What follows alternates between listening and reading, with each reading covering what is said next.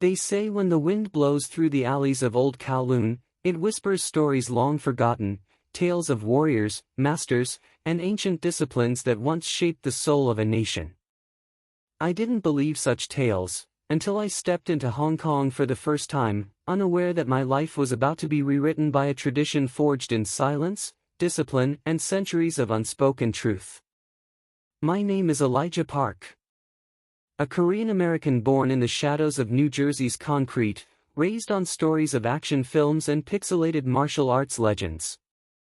I had grown up watching Bruce Lee blur across VHS tapes, trying to mimic his every move with a towel as a nunchaku and my bedroom mirror as the stage.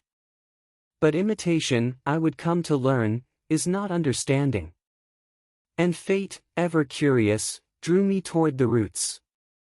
It was the summer of 2011. I had just quit a job that drained the last of my joy, packed what little I had, and flown across oceans with one single goal in mind, to find real Wing Chun. Not the kind watered down for tourists. I sought the discipline born in the alleyways, in secret dojos and quiet courtyards, the lineage passed from master to pupil, guarded like a sacred flame. Hong Kong greeted me with a wet blanket of humidity. The city buzzed like a living organism, neon veins running through steel towers, voices in 10 tongues echoing from noodle stalls, the rumble of trams and ferries and rain dripping from rusted window frames. It felt alive. Ancient. Breathing.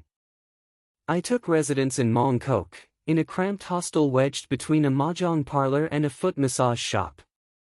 The room smelled like mildew and ramen, the air conditioner wheezing like an old smoker. But I didn't care.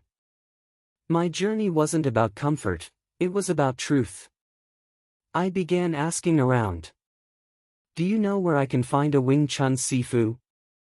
The question drew looks. Some curious.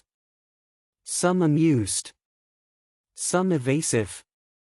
One old man in a teahouse chuckled with a mouthful of steamed bun. Wing Chun, he muttered, chewing slowly. Real Wing Chun, not for tourists. You won't find it on Nathan Road. It wasn't until my 7th day, after walking alleys lined with incense smoke, bookstores filled with faded kung fu manuals, and even a visit to the famous Ip Man Tong Museum in Foshan, that I found her. Or rather, she found me. Her name was Mei Lin. She was small in stature but her presence could fill a room like thunder. I met her outside an herbal shop in Sham Shui Pa. I had collapsed on a bench, exhausted, and she'd offered me water with the simple words. You're not from here. But you're looking for something. I nodded, unable to respond. Mei Lin studied me for a long while, her eyes sharp, probing, like a surgeon dissecting my intentions. My father was a disciple, she said. And his father before him. Wing Chun was not a sport in our family. It was survival. It was silence in motion. There was something about her tone, neither invitation nor warning, just fact. If you really want to learn, she added, come with me at dawn tomorrow. That night, I barely slept. I could hear the city winding down outside my window, the hum of traffic replaced by the low murmurs of the night. I stood by the small circular window, watching raindrops trace patterns on the glass, wondering what I was walking into. At precisely 5:13 a.m., I met her by the pier. The mist rolled in off Victoria Harbour like a ghostly tide, swallowing the edges of buildings and the faint outlines of fishing boats. We walked in silence to a building that looked abandoned, faded signage, a broken elevator, and a stairwell that creaked with every step. We ascended 5 flights before reaching a door marked only with a red stamp. Wing Chun. Inside, time folded. The room smelled of sandalwood and sweat. Wooden dummies lined one wall, their limbs polished from years of contact. The floor was worn smooth. On the far side stood a man in his 70s, dressed in a faded gray tunic. His hands were behind his back, his posture like a stone pillar, unmoving, ancient. "This is Sifu Lao," Malin said quietly. "He doesn't speak much English. But he will see you." Sifu Lao said nothing for a long moment. Then, he gestured with his head. I stepped forward, my heart thundering. He examined me, not with hostility, but with the gaze of someone looking past my skin, past my clothes, into something deeper. Then, without a word, he turned, walked to the center of the room, and assumed a stance. It was the first form of Wing Chun, Shu Nim Tao. Little idea. Each movement was deliberate, elegant, controlled. His arms traced arcs in the air like brush strokes on ancient parchment. He wasn't performing. He was remembering. When he finished, he turned and beckoned. I followed. He placed my feet, positioned my hands, and nodded. My training had begun. The first few days were brutal. Not because of pain, but because of patience. There were no kicks. No punches. Only stance. Structure. Breathing. I held the Yi Ji Kim Young Ma stance until my thighs burned. My arms trembled holding Tan Sao and Wu Sao for minutes at a time. I wanted to move. I wanted to sweat, to strike. But Lao would shake his head. He whispered. Heart must be quiet. I came every morning before the sun rose. The city would be asleep, but that room would be alive with discipline. Others began to appear, 2 middle-aged men, a teenage girl, an elderly man who moved like water. We never spoke much, but we nodded. We bowed. And we trained. One morning, Lao placed me before the wooden dummy. He said nothing, only tapped the side of the wooden limb. He said, Mukyen John. The wooden man. It was a test. The dummy was not a tool, it was a mirror. Every angle I took, every strike I delivered, was returned in resistance. My footwork faltered. My center collapsed. The dummy didn't move, but I was being defeated by it. Frustration welled up. I slapped the dummy hard. A mistake. Wing Chun is not anger, Malin said gently, appearing beside me. You fight not to win, but to preserve. To survive. You are not attacking, you are intercepting. That word struck deep. Intercepting. I returned to the stance. Breathed. Began again. Time passed like smoke curling from incense. Mornings bled into afternoons.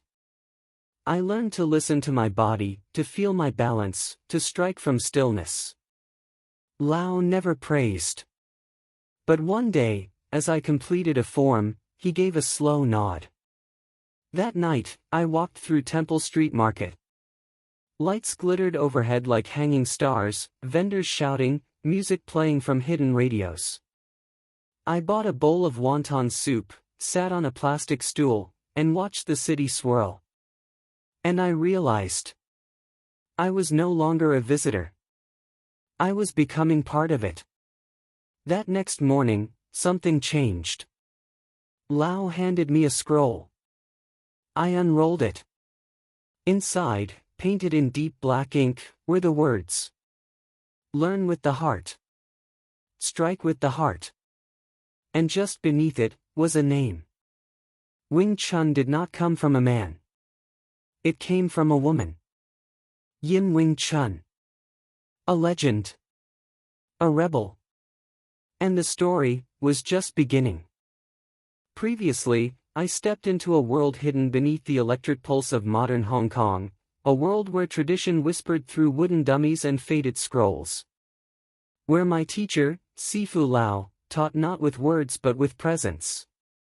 And where I came to know that Wing Chun's roots did not begin with fists, but with the heart of a woman. I remember staring at that scroll, the one Lao handed me after weeks of silence. Learn with the heart. Strike with the heart. Beneath those characters was her name, Yim Wing Chun. It felt as though time had peeled back. I was no longer just a foreigner seeking martial wisdom. I had become a vessel for something older than any one of us. That night, Mei Lin told me the story.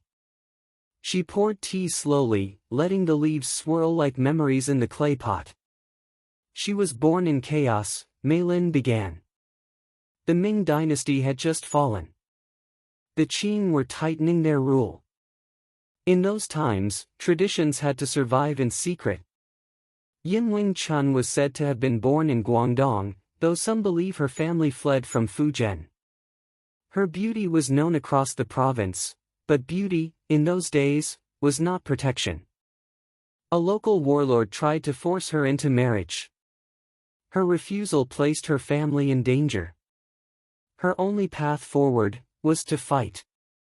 She sought help from a Buddhist nun, Ing Mui, one of the legendary 5 elders who escaped the destruction of the Shaolin Temple. A woman warrior in hiding. It was Ing Mui who passed on the system, not a style of brute force, but of structure, of economy, of deception. Wing Chun was created not for war, but for freedom. She fought the warlord, Mei Lin said, eyes shining. And won. Not with strength, but with structure. The system that flowed like a river around a stone. And so the art was born, not in violence, but in resistance. Not from a general, but from a woman. The next morning, I felt different. A quiet fire stirred inside me. I began training not just with my body, but with my breath, my memory, my intention. Lao had me repeat Shu Nim Tao endlessly, not out of punishment, but because it was the key. It held the blueprint of everything to come. Balance. Structure. Energy flow. Fighting is not chaos, Mei Lin once whispered as I practiced. It is poetry. If your form has no heart, it is only noise.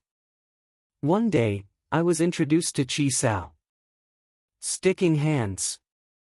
2 students face one another, forearms connected, moving in circular patterns, reading each other's energy, adapting, flowing.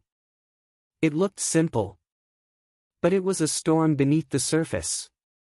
I partnered with a student named Ko. He was short, wary, with a mischievous grin and lightning-fast reflexes. The moment our arms touched, I felt it, a tension, a test, a conversation without words. He struck. I blocked. He changed angles. I followed. It was like learning to speak in another language without ever being taught the words. At one point, he broke through and tapped my chest. I stumbled. Don't chase, he said softly. Feel. Chi Sao wasn't sparring. It wasn't a fight. It was a ritual. A way to learn sensitivity. To train the mind to remain calm even when the world crashes in. That evening, I sat by the harbor and watched the ferries glide through Victoria Harbor. The skyline sparkled, but my mind was deep in the mountains of legend, hearing the echoes of Nun Ing Mui teaching her disciple. There was a pattern in all of this. Discipline. Silence. Precision. Wing Chun was never meant for glory. It was for survival. And now, I was part of its breath. The next week, the training intensified. Sifu Lao began introducing short applications, lap sao pulling hand, pak sao, slapping hand, bong sao, wing arm. Each had a purpose. Each flowed into the next. It was like watching calligraphy turn into combat. He never yelled. Never explained too much. He would show. Then wait. And slowly, my body began to understand what my mind could not. I started dreaming in forms. In one dream, I was in an old temple, surrounded by fog, training alongside ghostly figures moving in slow synchrony. At the center was a woman with white hair and calm eyes, Ing Mui, perhaps. Her presence was like stone in water, still, but deep. I told Maylin about it. She nodded solemnly. You're beginning to hear the ancestors. That same day, I was invited to the rooftop. It was a hidden space above the school, surrounded by bamboo fencing, the city sprawling in all directions. There, under a gray sky, I witnessed something I'll never forget. Lao moved through the Chum Kiu form, the second form of Wing Chun. Seeking the bridge. It was beautiful. Every turn of the hip, every shift of weight, was precise. He looked like wind guiding water. And when he finished, he turned to me and said just 2 words in English. Your turn. I hesitated. Then stepped forward. I began the form, slowly, awkwardly. Each movement felt unsure, but I tried to mirror what I'd seen. After the first few motions, Lao walked over. He didn't stop me. He just placed his hand gently on my shoulder and said, "Sink." It was not a correction of technique, but of spirit. Sink into the movement. Into the moment. I started again. And something shifted. The world around me quieted. I no longer heard the cars below, or the wind above. There was only my breath, my feet, my center. And for the first time, I wasn't just practicing Wing Chun. I was Wing Chun. Later, Ko handed me a small book. It was hand-bound, with yellowing pages and faded ink. Forms are memory, he said. But you must know their soul. Inside were diagrams, notes in classical Chinese, and poetic verses. The hands defend the path. The feet guard the gate. The heart remains unmoved. And thus the spirit conquers fate. It was a family manual, passed down from his grandfather. He trusted me with it. I read every page that night, tracing the brushstrokes with my fingers as if they were spells. It wasn't just a martial art anymore. It was history. Culture. Philosophy. A lineage born in temples and passed through generations, not through words, but through movement. One line stood out. To master Wing Chun, one must first master stillness. That idea haunted me. Stillness was the hardest thing of all. And yet, that was the path I had chosen. In time, my body began to move differently. I walked with awareness. I breathed with control. My reflexes sharpened, not in aggression, but in quiet preparedness. One afternoon, a fight broke out near the market. 2 men shouting. One lunged. The other swung a metal pipe. People screamed. But something happened. I didn't run. I simply watched. And I saw everything. The openings. The overextensions.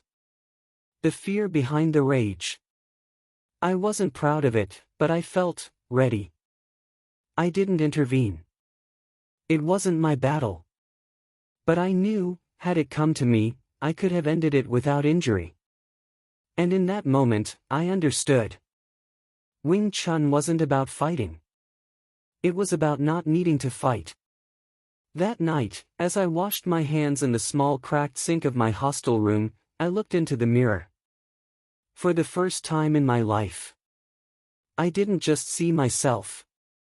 I saw a disciple. And the journey had only just begun. Would you like me to continue with part 3?